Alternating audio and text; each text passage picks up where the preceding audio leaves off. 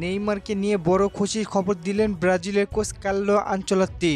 কিভাবে নেইমারকে বিশ্বকাপে খেলাবে সেইটারই একটা রোডম্যাপ দিল ব্রাজিলের মাস্টারমাইন্ড।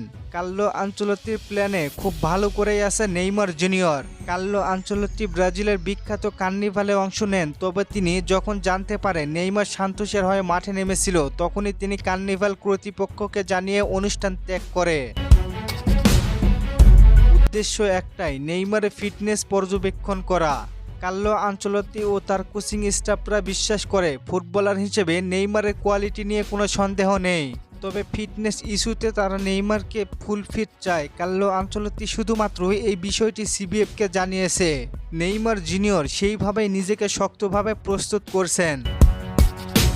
ফিটনেস নিয়ে কথা বলায় অনেকে হতাশ হতে পারেন, কিন্তু নেইমার যদি কার্লো আনচেলত্তির প্ল্যানে না থাকতো তাহলে তিনি নেইমারের মাঠে নামার সাথে সাথে কার্নিভাল ত্যাগ করতো না।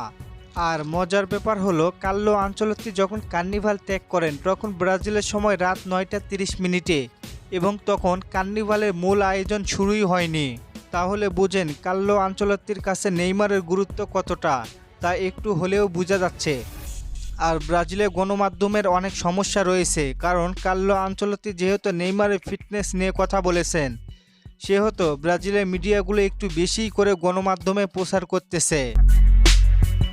কার্লো আনচেলত্তি তখনই নেইমারকে দেখতে চায় যখন সে ফিটনেসের দিক দিয়ে অনেক শক্তিশালী। নেইমার ইনজুরি মুক্ত থাকলে অবশ্যই মার্চ মাসের স্কোয়াডে থাকবে এবং কার্লো আনচেলত্তি নিজেও চায় নেইমার যেন পরবর্তী ম্যাচে থাকতে পারে।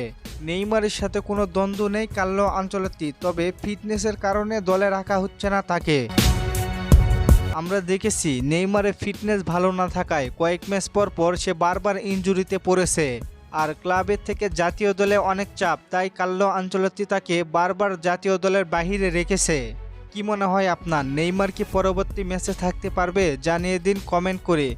আর ফুটবলকে নিয়ে নতুন কোনো প্রশ্ন থাকলে করতে পারেন, পরবর্তী ভিডিওতে রিপ্লাই করব। ধন্যবাদ।